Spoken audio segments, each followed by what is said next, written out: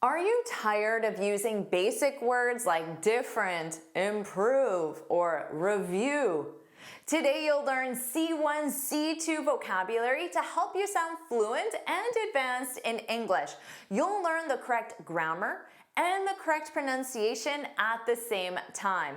And these are all words commonly used by natives in the real world. Welcome back to JForrest English. Of course, I'm Jennifer. Now let's get started. Have you heard the adjective nefarious? Nefarious. This is a C2 level adjective. Notice that pronunciation, nefarious. This is an alternative to common words that you may know like wicked, evil, or criminal in nature.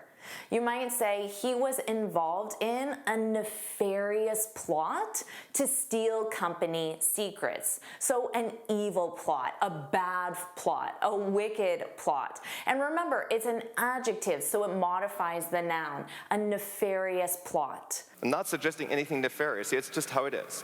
Or perhaps the company was accused of nefarious business practices, so criminal business practices.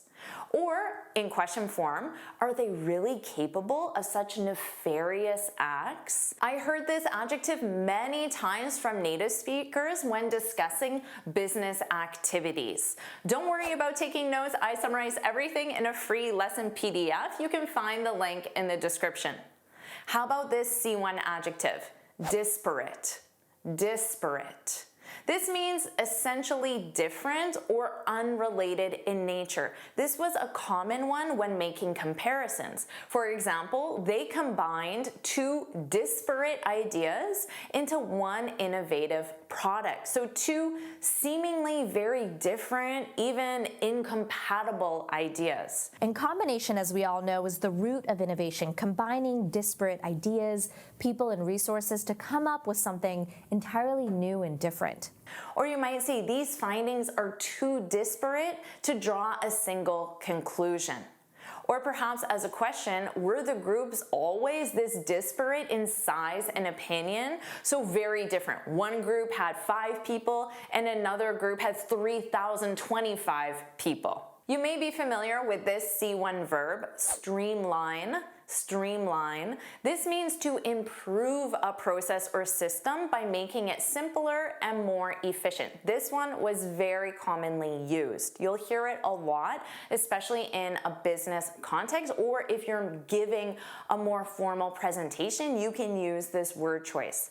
We need to streamline our production process to reduce costs. So we need to improve, but for the purpose of efficiency. Or you can use this in the negative. She didn't streamline the workflow as planned, so there were a lot of losses in time or money. Or you might ask, how can they streamline communications between departments? So notice here is streamline communications, so improve the efficiency of how the two departments communicate. That one is absolutely a must-know in your everyday vocabulary, even though it is an advanced word. We can use this IV person as a way to streamline that communication. How about this? Scrutinize, scrutinize, scrutinize. This is a C1 verb. Native speakers will often use a flap T and say scrutinize, scrutinize. You'll hear both. Scrutinize, scrutinize. This means to examine something very carefully. And you often do it for the purpose of trying to find flaws or errors, mistakes. That's why. So you might say, I always scrutinize the ingredients before buying anything. So you review it very carefully, and maybe the flaw is there is a high amount of sugar or something bad for your health. Or in a more professional context, the manager scrutinized every detail of the report, which is the role of a manager. Or someone might ask you, did you scrutinize the contract? Did you review it so carefully that you are confident we're not signing something that has some hidden flaw in it? Did you scrutinize the contract? These data are scrutinized both by markets and by researchers. Next, let's review proliferate. Proliferate. This is a C1 verb. This means to increase rapidly in number or to spread quickly. I heard this a lot when referring to the media. For example, fake news has proliferated on social media in recent years. It has spread rapidly. And those stories have proliferated across this nation as young men and women serve and fall. You can use this with something every day like rumors, false or just information that hasn't been verified that people share with each other. The rumors didn't proliferate as expected. So that could be a positive thing because you're using it in the negative. And this is very commonly used in a science perspective. For example, how did harmful bacteria proliferate in that area? How did it spread or increase in number so quickly? Next, let's review fallacy. Fallacy. This was very commonly used by everyday native speakers. This is a C1 noun, and a fallacy is a mistaken belief. And it's one usually based on faulty reasoning. So maybe you didn't scrutinize the contract, so there's a fallacy, a mistaken belief. You might say it's a fallacy to assume that more money always leads to more happiness. It's a mistaken belief. Or he didn't recognize the fallacy in his argument. So he had some beliefs in his argument and he didn't recognize is a more advanced word, that they were mistaken. They were based on perhaps false information that was proliferated. Or how about this as a question? What common fallacies do people believe about success? So this could be an interesting question that people would discuss or debate. And notice that plural, fallacies, fallacies. It's a fallacy to think that, well, we signed this and everybody has coverage. No, it's not true. And then of the people who do have coverage, a lot of them have huge copays and deductibles. This next one is very common, caveat. Caveat. This is a C1 noun. Now, a caveat is a warning. It can also be a condition that must be considered. For example, you could say to your kid or even your sister, your friend, you can borrow the car with one caveat. However, be careful. There's one caveat. So it's like saying on one condition, if you're familiar with that expression, with one caveat. So one warning or one thing to consider. It's the terms of the agreement. And what's the caveat? No highway driving. So you can drive anywhere, not on the highway. Or perhaps she ignored the caveats and faced the consequences. Ooh. So there were some warnings, but she ignored the caveats. She didn't scrutinize the contract, so now she has to face the consequences.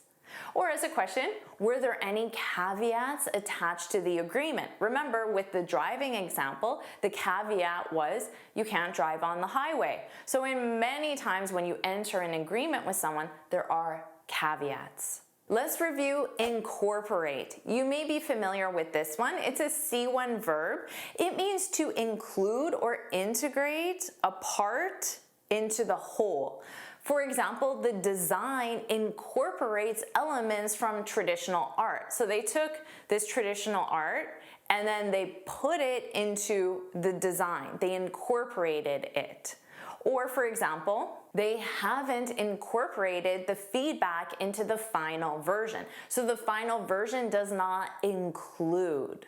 Or as a question, how do you incorporate user suggestions into development? That could be an interview question if you're a developer. We have to be able to incorporate that into the larger context of how the future may be unfolding. It's one piece to the puzzle. Our next phrase, to be predicated on. This is a C2 phrase. Notice it's the passive verb.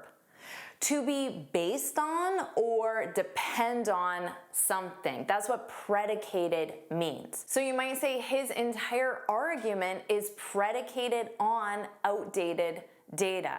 So to be predicated on, you conjugate the verb to be. Their assumptions weren't predicated on facts, so the past simple plural.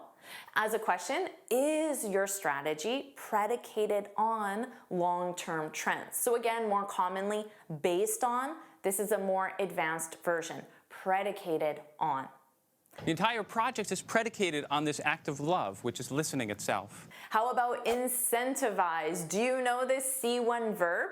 Hopefully you do, because it has a great meaning. It means to provide incentives or motivation to encourage an action.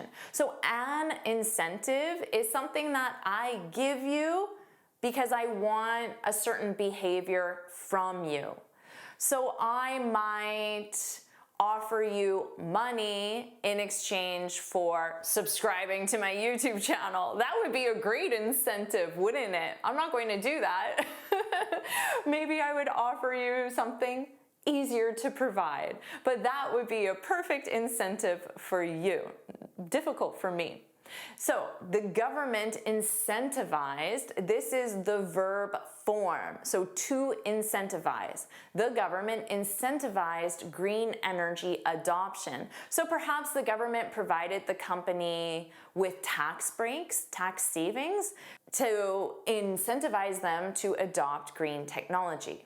And so this is a way of trying to incentivize all these corporations who are sitting on all this money abroad to start using some of their huge resources. Or in the negative, they didn't incentivize their employees effectively. So they didn't give them the rewards needed to produce the behavior wanted. Or in question form, how can we incentivize better performance? How can I incentivize my students to like this video and subscribe to my YouTube channel? Maybe I'll just ask you, can you please like this video and subscribe to my YouTube channel? It would mean the world to me. So hopefully that's enough of an incentive for you. Now the next one, to be an advocate of. This is a C1 phrase, it's a noun phrase. So this means to actively support a cause, idea, or policy. She's always been an advocate of, and then something, mental health awareness. So notice again, you have your verb to be that you need to conjugate. Here we have it in the past simple negative. He wasn't an advocate of the new policy until recently, perhaps. So he didn't support it until recently. Or as a question, are you an advocate of remote work? Do you support it? Do you promote it? Are you an advocate of remote work? I'm a law professor, lawyer, and civil rights advocate. Now our next one, magnitude. This is a C1 noun, magnitude. It's the great size, importance, or extent of something. They underestimated the magnitude of the crisis. The importance or significance, it could be in terms of size or just impact. The magnitude of the earthquake wasn't reported accurately. Or can we truly grasp the magnitude of this challenge? We're reminded that discoveries of this magnitude don't happen overnight. Let's look at elicit. Elicit. This is a C1 verb. If you elicit something, it means you draw out, you evoke a response, information, or reaction. So you cause it to happen. For example, the teacher's question elicited thoughtful answers from the class. He didn't elicit any useful information during the interview. As an interviewer, I know that questions elicit answers in their likeness. Or can you elicit feedback from the participants? How about this one? Inextricably. Inextricably. Notice that pronunciation? Repeat after me. Inextricably.